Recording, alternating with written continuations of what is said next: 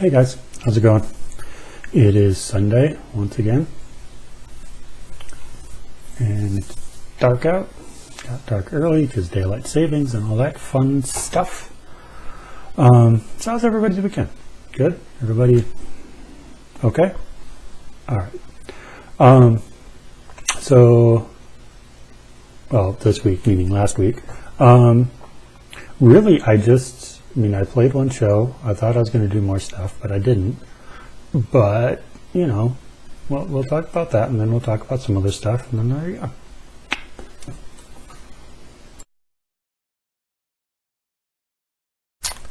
So, yeah, Friday night, Strike was back at the terminal.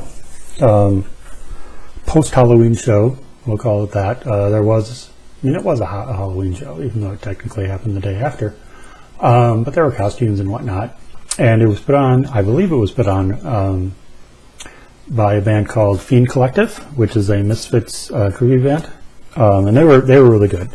And it's funny, I actually met the singer the week before at the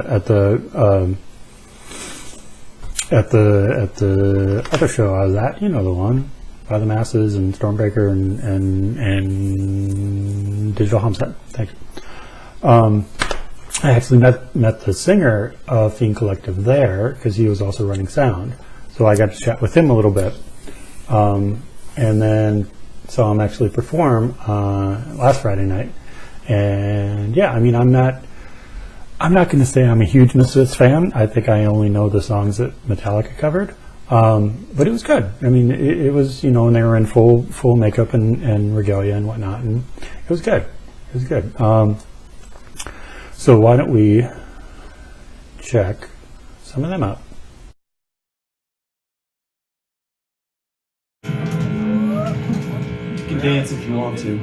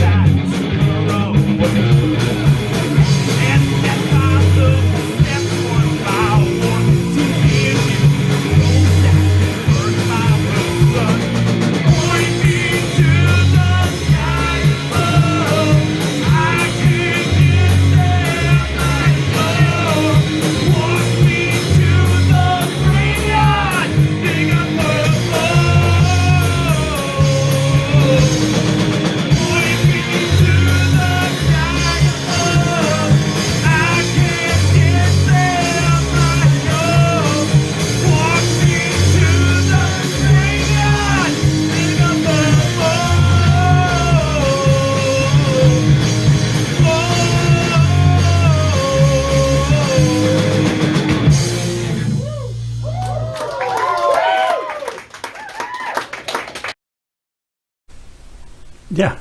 So they went on first. Very smart. You booking the show and going on first, which is. But they did stick around for all the bands, which I am always happy when people do that, especially other band members. So then we were on second, and I live streamed. I did a drum cam live stream of the set, which might still be up if you want to check it out. A few people have, and I appreciate that.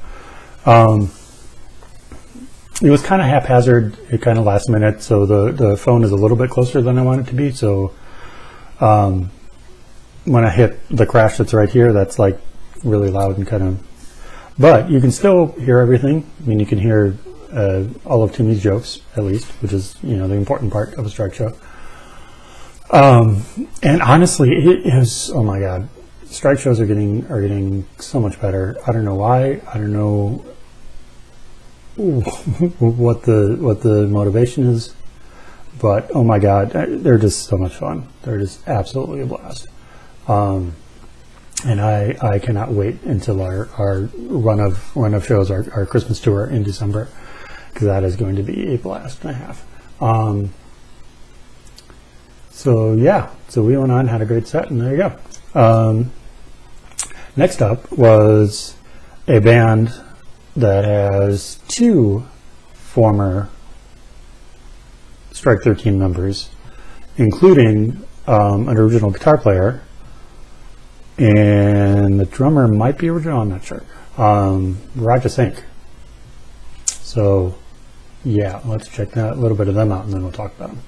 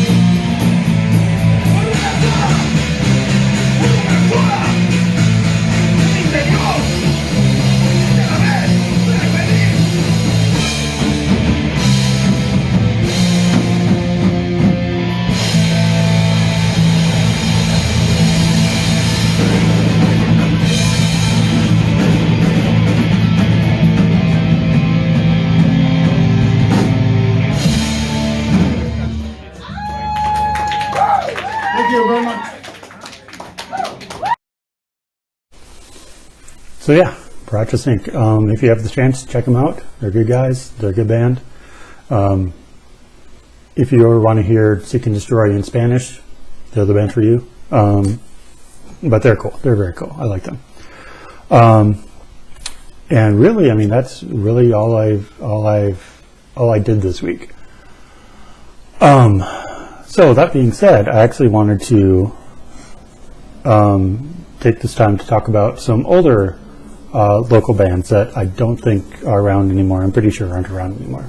But just wanted to highlight them because, you know, and I know at least one member of two of these bands, one member from each of two of these bands.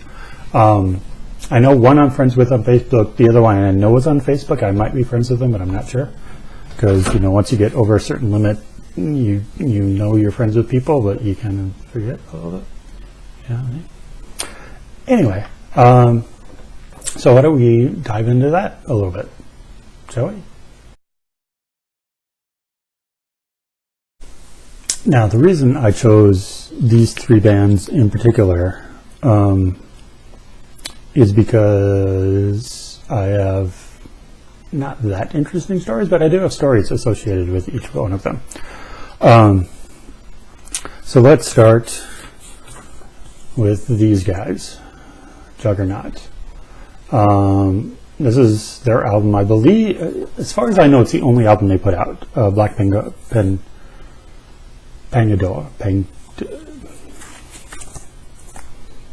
That. And the guy who I know, because he's commented on, because Juggernaut was mentioned in something else, and he commented on it, and I looked him up, and I was like, hey, you used to be in there, is this gentleman. And so the stories I have with these, I saw these guys twice. I believe it was twice. First saw them opening up for, it was either Testament or Pantera. It was one of the two.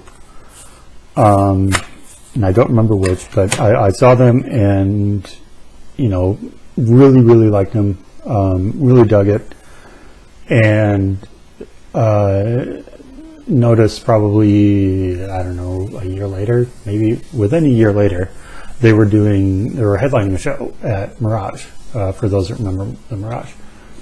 And so I went again and checked them out, and yeah, they're awesome. And in between those two, I think is when I picked up this album, picked it up at Cheapo, and if you can find it, if you can still find it anywhere, I don't know if it's streaming, if any other streaming has picked it up, but if you happen to run across a copy of it, definitely pick it up. It is well worth your time. It is,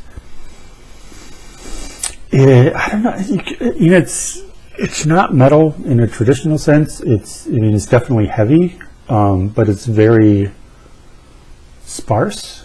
It's very sparsely recorded. Like, there's not layers and layers of guitars and layers of basses and whatnot.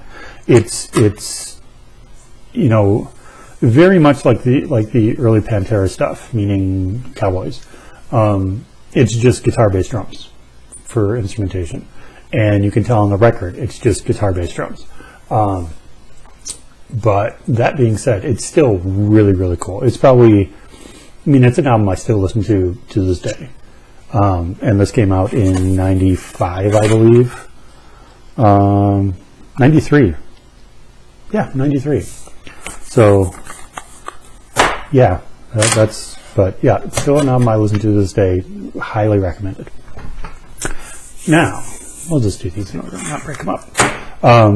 Second album is by a band whose singer went on to have a very long career as the lead singer for the cover band Orange Whip. Her name is Gina, but this is the band I know her from, Otto's Jacket, which I'm really, really hoping is a Simpsons pull,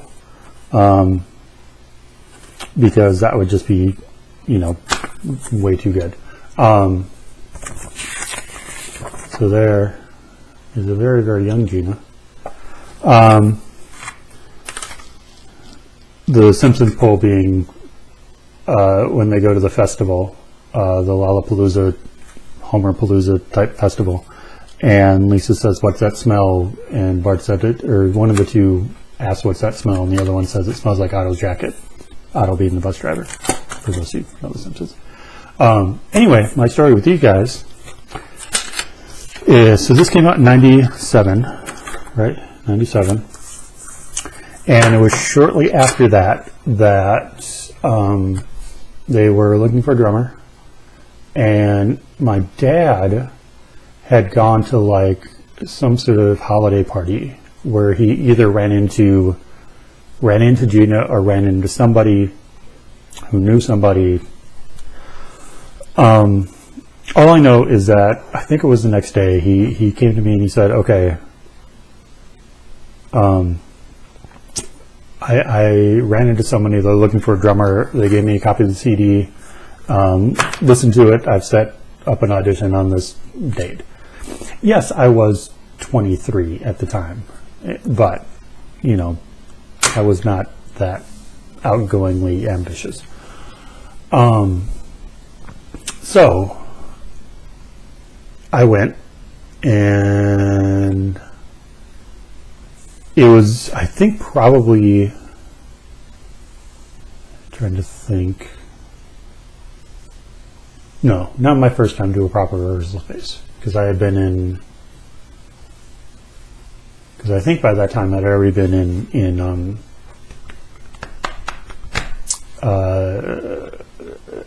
Inertia, which would turn into Talisman. And they had a proper rehearsal space in St. Paul. But these guys were in Minneapolis, I think over Northeast somewhere.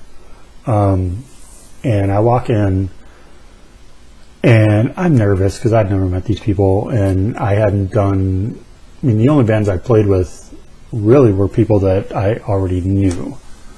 I mean, even Stupid Jerk, which I was in, I got to know Chris and Ryan over the course of them practicing at our duplex and going to shows and whatnot. And so I was going in cold. I mean, I'd listened to the album, and it's really good.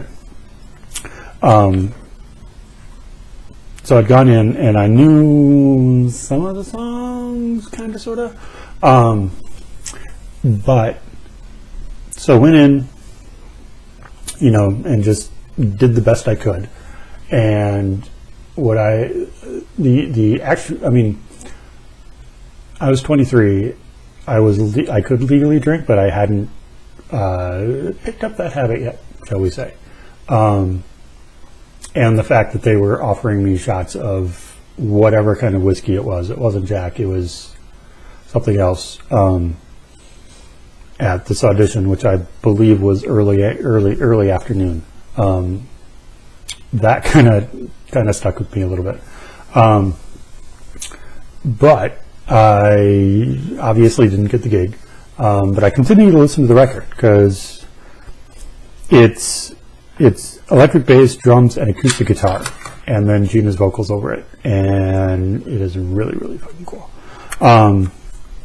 And then I kind of forgot about them. I never saw them play. I never saw them play live, so I don't know if the band disbanded shortly after that. I'm not sure. But next thing I know, it's not until last year before, so 2017, 2018, somewhere in there. This band, Orange Whip, who had been around again for 10 years, I think, 18 years, 15 years, long damn time. When I was in Astronauts, we went and saw them at Bunkers, sold out. I mean, totally packed Bunkers. And so we went there and stayed for a little bit and kind of watched them. But then when they broke up, their farewell show, also at Bunkers, also completely packed, me and Rob went.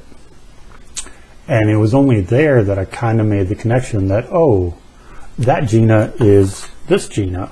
And I think I mentioned a couple of things on Facebook about that. And I was like, oh, that's cool. I would like to, talk to her at some point and bring up the fact that I did audition for them, 20 some odd years ago. But yeah, so that's my story with them. I wish I'd seen them live, because were a really, really good band. And again, if you happen to find this at Cheapo or wherever UCDs are sold, at a garage sale, whatever, if you see it, pick it up. Do yourself a favor, pick it up. Third band.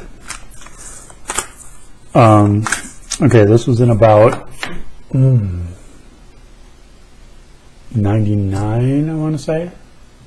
So we are actually going in chronological order, which I like. 99 or so, I was in a band. So after, let's see. Yeah, so after Stupid Jerk broke up in 95, I went and joined, or about a year after that, I did nothing for a year. About a year after that, I went and joined Talisman, what would become Talisman. And then after that, Chris from Stupid Jerk gives me a call and says, hey, can you come in and do some drum things on a recording I'm doing? I was like, okay. And it's turning into a longer story than I wanted to, but there we go. Basically, I came in and did what he called wah snare, was basically he took a wah-wah pedal and hooked it up through a microphone, and I played snare with, I think, bamboo brushes with these guys, and operated the wah-wah pedal, and it actually came up kind of a cool effect. But that turned into me joining him in his new venture, which was what he wanted to be a very much like P-Funk based band called Me Type Thing, which is a line in a P-Funk song. Getting to it, I know. So our first show, so we got everybody together, including, was Chad at that show? Eventually, Chad Larson, who was the drummer I had replaced in Stupid Jerk, so that was kind of serendipitous, joined on percussion and keyboard and vocals. Our first show was at a place called Sweeney's in St. Paul. And I don't remember exactly who knew them, but the guy that opened up for us doing like an acoustic set was the lead singer for this band with a fellow called Brian Larson. And I didn't know with, I'd never heard of with. I mean, I knew Brian, I think we met him once before the show. He kind of came by, and then I saw him play there. And then it was however long later after that show that With was playing, I believe, the Uptown Bar, R.I.P. Uptown Bar. But they were playing the Uptown Bar, and I think Chris was like, hey, do you want to go, the guy Brian who opened up, he's in this band called With, and want to go see him? I was like, yeah, absolutely. Complete opposite of what he did opening up for us. With was a very eclectic, very electric, very Tool-esque late 90s band. And there's Brian right there. It won't focus, but and they pretty much, I mean, they tore up the Uptown Bar. It was unlike anything I'd ever heard at the time. I mean, literally, outside of Tool, this was the only band I'd heard doing that kind of stuff. The kind of sparse, but not really sparse, kind of weird somewhat odd time stuff. But I don't know, it was just cool, and I liked it, and I was like, okay, cool. And that was the only, maybe I saw them one other time, I don't remember. But yeah, I really, yeah, I don't know, just all this good. I mean, as I've talked to several people about, this state is just, you know, a hotbed. Like the Midwest is just a hotbed for all kinds of good artists and good bands and all kinds of stuff. And, you know, the fact that very few of them go on to any sort of national prominence, I don't know if that's a good thing. I don't know if that's a bad thing, because it kind of keeps, you know, everybody together. But I don't know. But as long as, I mean, the music scene right now, yeah, in certain circles there are, you know,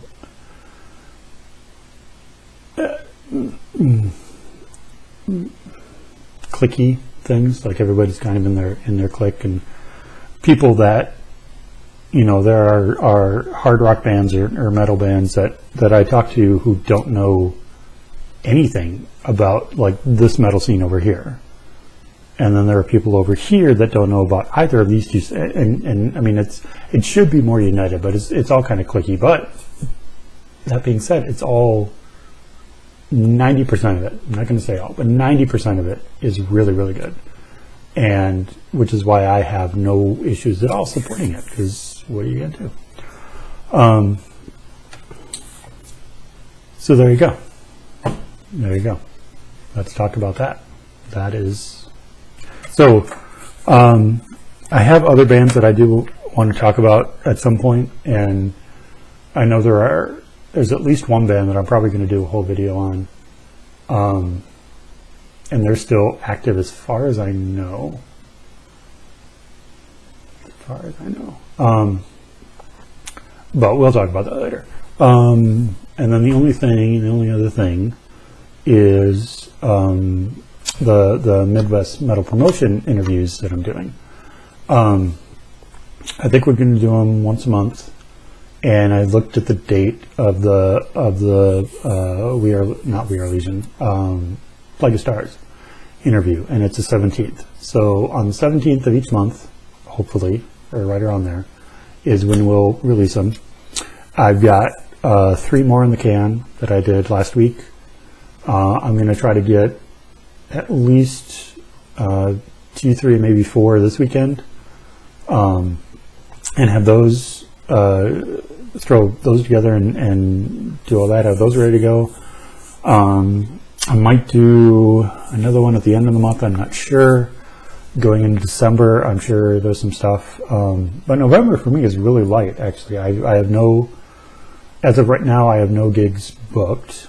And the only shows I'm going to are next Friday and Saturday, and possibly the last Sunday, which is what, the 24th. But yeah, I mean, other than that, my November is fairly clear. So who knows what I'll do? So yeah, so right around the 17th of each month, look for more interviews, more bumbling and rambling on my part, and hopefully some good answers by some bands. And yeah, that's about all I got. So have a good week. Don't be a dick. Just be cool, and support every single one of your locals.